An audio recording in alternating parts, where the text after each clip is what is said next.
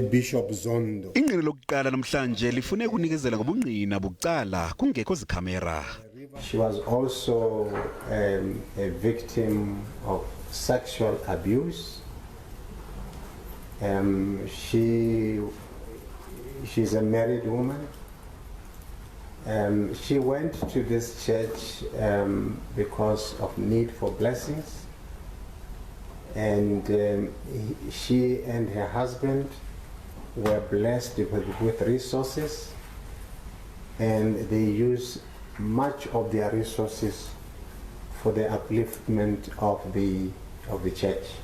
Ingqina lesibini liye lanikezela ngobungqina ngemfonomfono elingqina lityhola ngelithi lelabona amanye amalungu esenza izenzo zokuthakatha.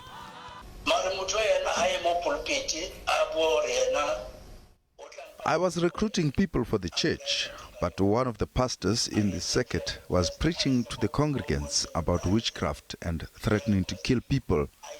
I even reported him to the head office, but they refused to do anything about it.